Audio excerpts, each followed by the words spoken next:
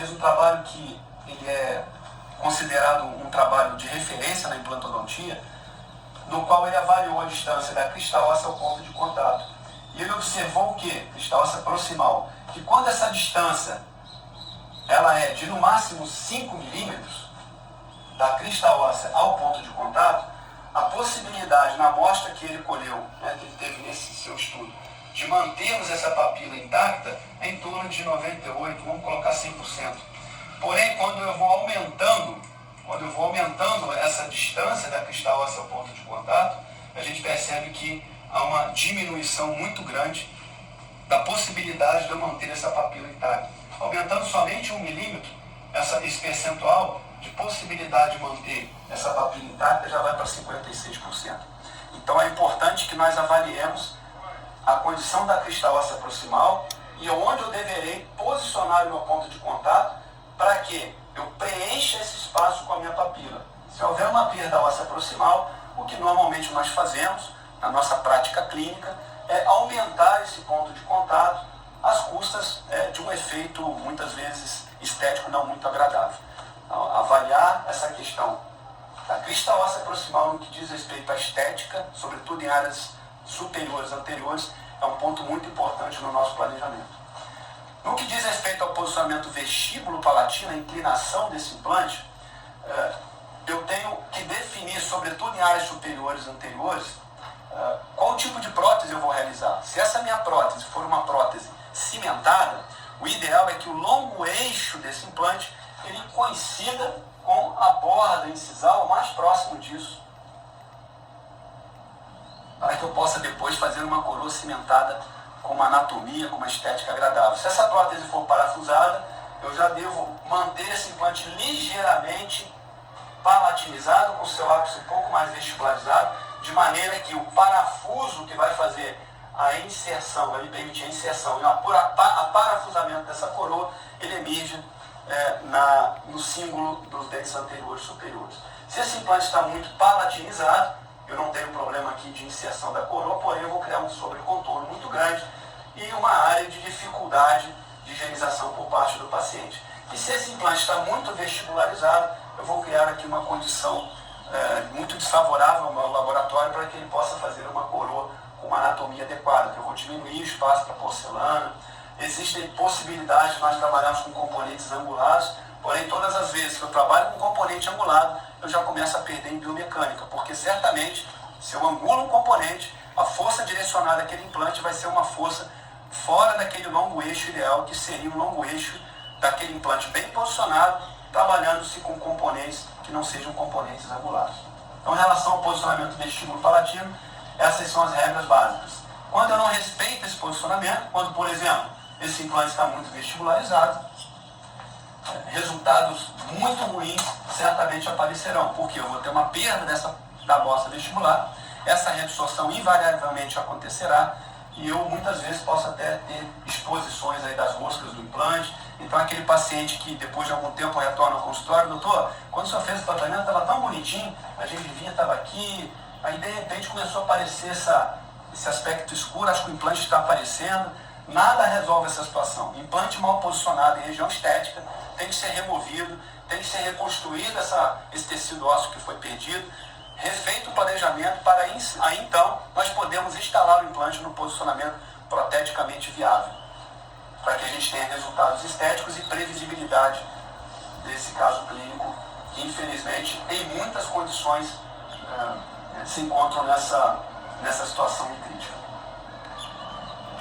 Bom, eu falei de mudança de paradigmas com vocês, né? Uma das mudanças de paradigmas, quando a gente fala de implantes Cone-Morse, implantes com conexões Morse, é a questão do posicionamento mesodistal. Então, existe uma mudança de paradigma quando eu penso em posicionamento mesodistal. Assim como existe uma mudança de paradigma quando eu penso em posicionamento ápico-cervical desses implantes que não são implantes hexagonais. Que mudanças de paradigmas são essas, Marcelo?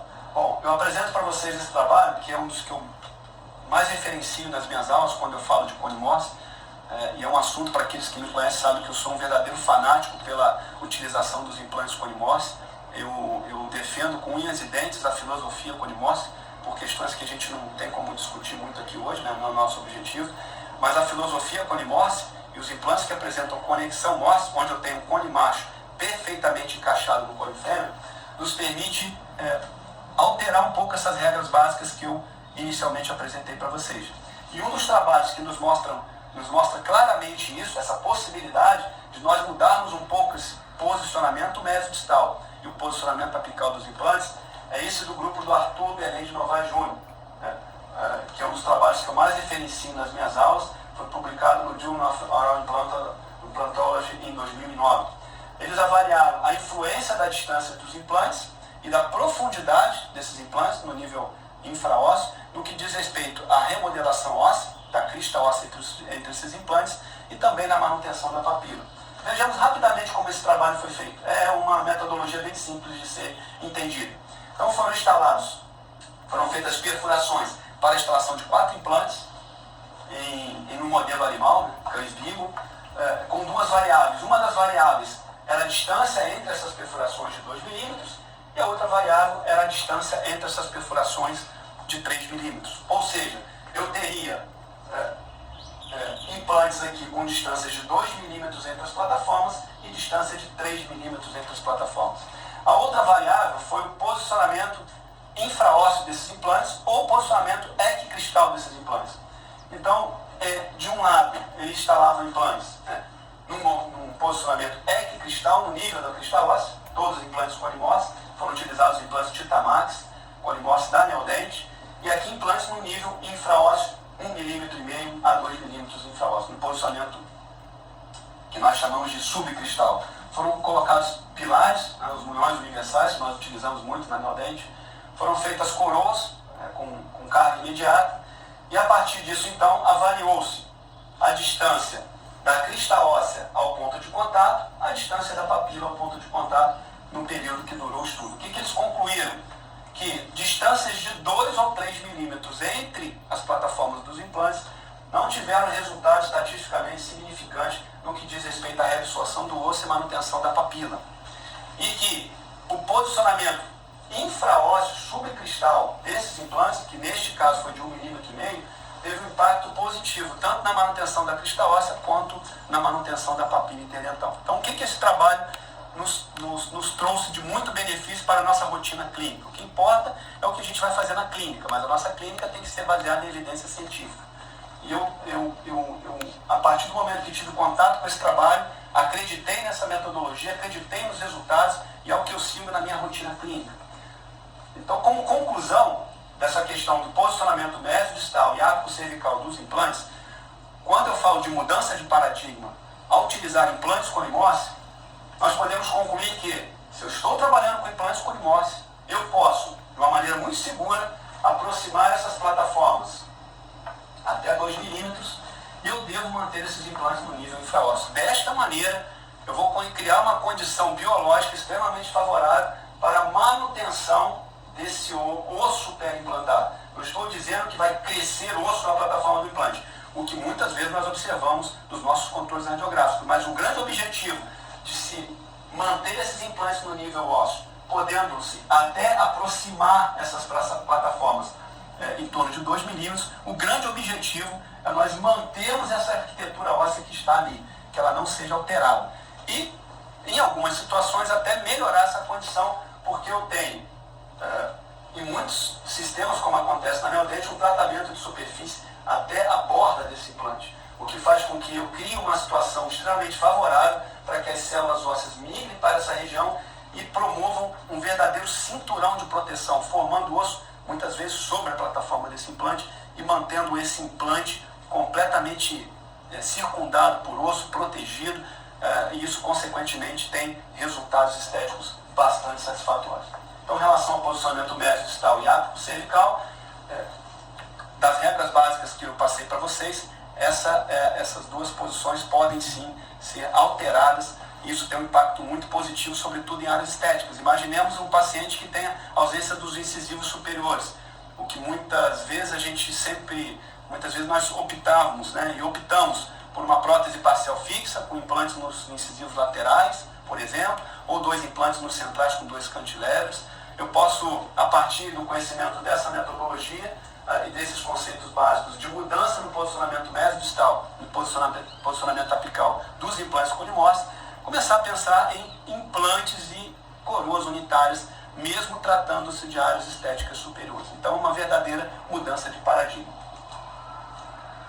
Isso faz com que nós possamos, em algumas condições clínicas, digamos assim, ousar um pouco mais e oferecer aos nossos pacientes tratamentos que no passado, quando trabalhávamos somente com os implantes hexagonais, hexágono externo, interno, trabalhei muito com implantes de hexágono interno da Neodente, vim do hexágono externo, enfim, nós não pensaríamos em poder oferecer ao paciente uma terceira dentição. Essa é a verdadeira terceira dentição, na qual nós temos 14 implantes com 14 componentes protéticos retos, chamados munhões universais da Neodente, denotando aí um posicionamento protético cirúrgico adequado dos implantes, no que diz respeito ao espaço médio distal, essas distâncias, e no que diz respeito ao posicionamento apical e também ao posicionamento vestíbulo palatino.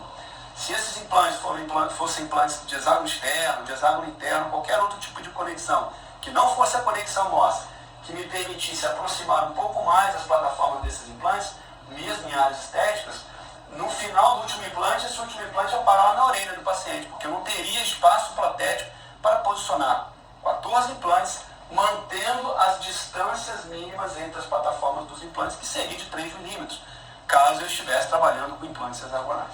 Então, desta forma, sabendo desses conhecimentos e utilizando-se essa metodologia de implantes colimostres, nós temos oferecido aí a pacientes tratamentos visando sempre um implante para cada elemento perdido.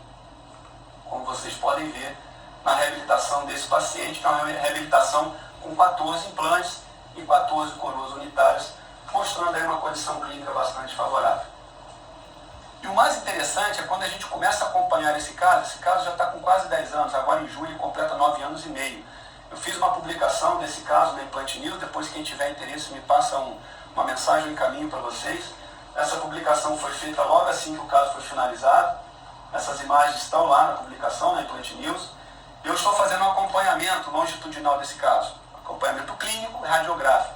Então, com 18 meses, o que me chama muita atenção nesses casos e que endossa os resultados do trabalho do grupo do Arthur Belém de Novaes Júnior, é que mesmo frente a situações extremamente críticas do ponto de vista de posicionamento mesodistal desses implantes, aproximando-se um pouco mais dessas plataformas do que os trabalhos clássicos do Tarno nos havia mostrado, a gente consegue ver que mesmo nessas condições desfavoráveis, de implantes mais próximos, nós vamos mantendo o pico da crista óssea. Eu chamo a atenção de vocês para essa região aqui, ó, entre o 13 e o 14.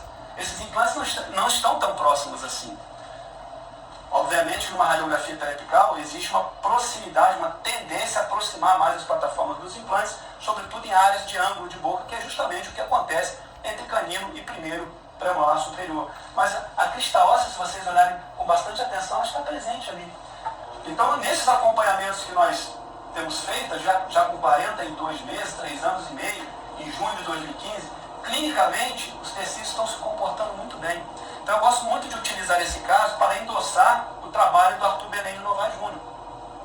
E dizer para vocês que, obviamente, eu não vou oferecer isso a todos os pacientes. Não são todos os pacientes que poderão receber uma reabilitação completa como essa, com coroas unitárias e uma reabilitação total de maxila. Esse é o único caso que eu tenho.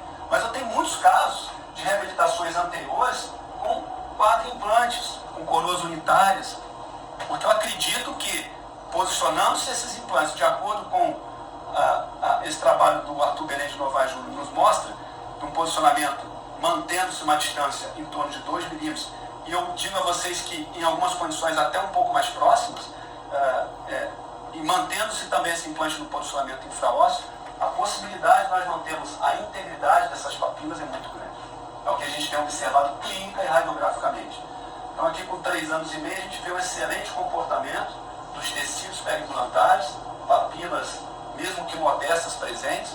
Esse paciente tinha um problema periodontal sério, que foi tratado, a doença foi controlada, mas ele tinha perdas ósseas em função das perdas de inserção que ele sofreu ao longo do tempo em função da doença periodontal, mas mesmo assim ele manteve um padrão de tecido ósseo que nos permitiu fazer essas 14 instalações após elevação de seio bilateral. Então, com 42 meses, mais uma vez eu chamo a atenção de vocês para a presença do osso em situações críticas, de proximidade dos implantes. Olha que mais uma vez o ossinho presente entre 13 e 14. Esses implantes estão com uma proximidade maior do que 2 milímetros. E mesmo assim, a gente observa a manutenção da crista óssea ao redor dessas plataformas dos implantes. Já com 63 meses, 5 anos e meio quase, né, a gente continua observando uma manutenção da crista óssea em situações críticas. E olha lá o ossinho presente entre o canino premolar e em todas as outras regiões.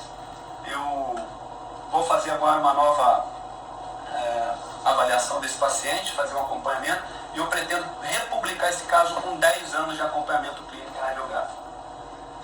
Portanto, o que nós chamamos de posicionamento ótimo do implante? Porque no caso como eu acabei de mostrar para vocês, para exemplificar essa mudança de paradigma no que diz respeito ao posicionamento mesodistal e apical dos implantes polimórficos comparado aos implantes hexagonais, independentemente do tipo de plataforma protética a ser utilizada, eu preciso ter um posicionamento ótimo desse implante. Eu costumo dizer que eu prefiro um implante que não seja um implante polimórfico, que não seja um implante com condições biológicas e biomecânicas mais favoráveis, como a gente tem visto na literatura, que nos são fornecidos pelos implantes polimórficos. Eu prefiro ter um implante de hexágono externo, hexágono interno, qualquer outro tipo de conexão muito bem posicionado, do que um implante polimórfico completamente vestibularizado, mesializado, que não estão livres, obviamente, dos problemas que nós observamos no dia a dia quando nós temos mau posicionamento desses implantes. Então, eu preciso sempre pensar numa posição ótima desse implante. Qual é a posição ótima do implante? A posição ótima do implante é aquela posição na qual esse implante estará o mais próximo possível do longo eixo da minha coroa. Seja ela cimentada, parafusada, próteses parciais múltiplas, próteses parciais unitárias.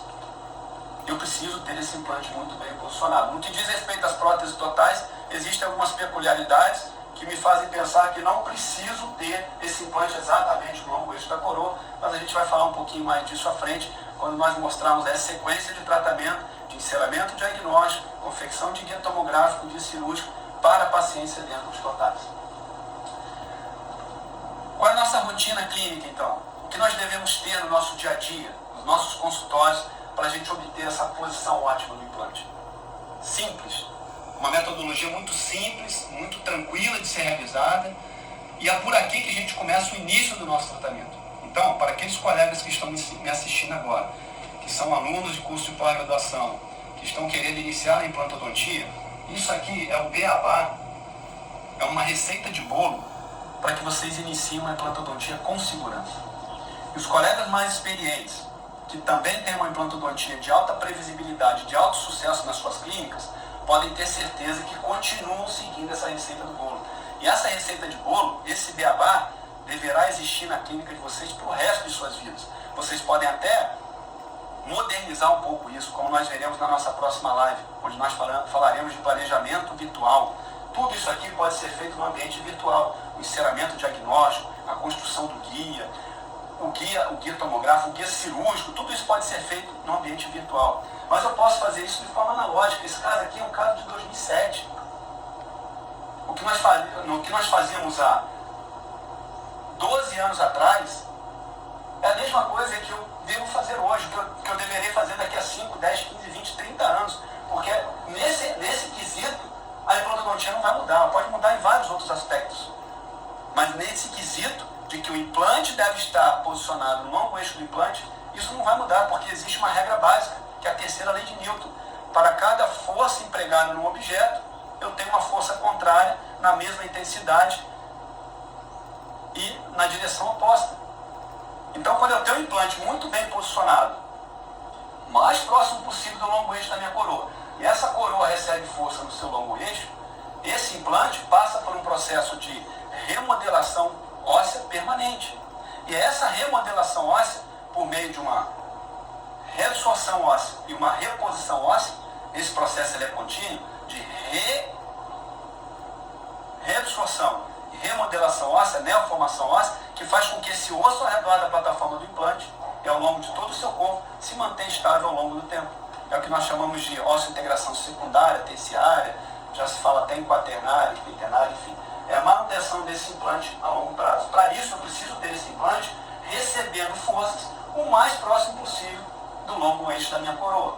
Então, uma metodologia simples. Qualquer um de vocês pode fazer isso no seu consultório, até com dentinho de estoque. Um modelo articulado, enceramento diagnóstico, duplicação desse modelo. Nós veremos como nós fazemos isso na prática. Eu vou mostrar isso para vocês nos nossos programas de treinamento dos nossos alunos de pós-graduação. A partir disso, constrói-se um guia tomográfico. O paciente faz a tomografia, verifica que há possibilidade de instalação do implante naquela posição, tem espessura e altura óssea suficientes.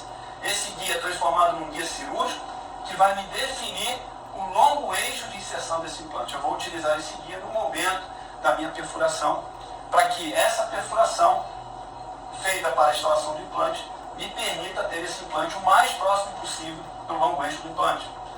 Disse a vocês que esse caso é de 2007. Nessa época, quando a Neodent lançou seus implantes Conimorse, nós começamos a ter contato com essa nova filosofia de trabalho. Os implantes ainda vinham com montadores. Hoje nós não temos mais montadores da Neodent desde 2010, quando os implantes foram indexados. Então eu comprovo para vocês que esse implante é um Alvin Conimorse 4.3/10 lá de 2007. Nessa época a gente ainda não tinha muita compreensão dessa questão do posicionamento infraósseo do implante, a gente tinha um pouco de receio. Então você veja que esse implante está um pouquinho no nível ósseo, a gente deveria talvez ter, hoje esse implante deveria estar no posicionamento um pouco mais infraósseo. Mas o importante aqui é nós verificarmos o quanto é essencial que esse implante, que esse componente protético esteja o mais próximo possível do longo eixo da minha coroa. O que vai permitir com que essa minha coroa receba a força do seu longo eixo. Isso aqui, gente, é o que eu tenho acompanhado há 12 anos. Terminado esse tratamento, a manutenção disso é só o paciente retornar ao consultório, radiografia periapical de controle. E nós não vemos soltura de componentes, nós não vemos periimplantite, nós não vemos reabsorções ósseas, pelo contrário, muitas vezes a gente vê ganho ósseo ao redor dessas plataformas. Mas volto a dizer a vocês, independentemente do tipo de interface protética, esse protocolo tem que ser seguido por qualquer profissional que já está na implantodontia, que deseja iniciar a implantodontia de forma segura, rápida, e previsível. Posição ótima do implante é isso aqui, ó. É instalar os implantes nos lugares onde eu planejei, ou mais próximo disso. Essa é uma imagem panorâmica. Nós temos por hábito, após a instalação dos implantes, solicitar ao paciente que faça uma radiografia panorâmica nesses casos mais extensos. Devolvemos o guia tomográfico, o guia que era cirúrgico, que passou a ser tomográfico novamente. Colocamos os marcadores radiopacos novamente nesse guia cirúrgico e o paciente faz uma panorâmica. Dessa forma, eu consigo verificar se o que foi planejado foi executado de forma eficiente. Então, nós planejamos que cada um desses implantes deveria estar o mais próximo possível do longo eixo de cada coroa dessa. Porque esse marcador radiopaco, que é uma Gutapest, foi colocado numa perfuração feita com broca de 2 milímetros no longo eixo da coroa. Então, dessa forma, a gente consegue verificar o que foi planejado e comparar com o que foi executado. Isso é posicionamento ótimo do implante. Para que a gente consiga esse posicionamento ótimo do implante, vou iniciar agora com vocês uma sequência que vocês devem seguir para todos os seus tratamentos, independentemente de qual tratamento for, se para paciente dentro parcial ou para paciente dentro total. Seguindo essa receita de bolo, seguindo esse beabá, dificilmente vocês terão problemas no posicionamento dos seus implantes. Certamente vocês chegarão próximo a um posicionamento ótimo, na maioria dos seus casos, posicionamento ótimo dos seus implantes. Então, primeiro passo, confecção de modelos de estudo. Primeiro passo, obviamente após a avaliação clínica do paciente. Montagem articulador, e aqui, dependendo da condição, o articulador vai ser semi-ajustável ou não. Para casos mais simples, articulador de charneira mesmo, mas eu preciso ter esses modelos montados em articulador. Enceramento diagnóstico, que pode ser para pacientes sedentos totais, e no caso de pacientes sedentos, pode ser para pacientes sedentos parciais, e no caso de pacientes sedentos totais, o enceramento diagnóstico traduz-se na montagem de dentes de estoque para a confecção de uma prótese total. Então, quem vai fazer implantodontia e não gosta muito de prótese, precisa voltar a gostar de prótese, precisa voltar a relembrar os conceitos básicos. Porque para eu fazer essa montagem dos dentes em pacientes sedentos totais, a gente vai rever isso na sequência que eu vou apresentar para vocês, nós precisamos seguir todas aquelas etapas básicas de construção de uma prótese total convencional, uma prótese muito suportável. E por fim, confecção de guias tomográficos e guias cirúrgicos. O guia tomográfico vai me permitir correlacionar a posição ideal da minha coroa protética com o remanescente ósseo, e o guia cirúrgico, que na maioria das vezes é o guia tomográfico que vai ser transformado em guia cirúrgico, vai me permitir instalar o implante naquele posicionamento definido pelo meu ensinamento diagnóstico. Essa sequência que nós passaremos a ver agora, e efetivamente isso aqui que a gente faz na nossa prática clínica. Peço que vocês prestem bastante atenção, porque eu tenho aqui uma série de casos clínicos que a gente vai exemplificar cada uma dessas etapas, e é uma aula bem didática, vocês vão conseguir acompanhar muito bem, mesmo para aqueles que estão iniciando a implantodontia agora.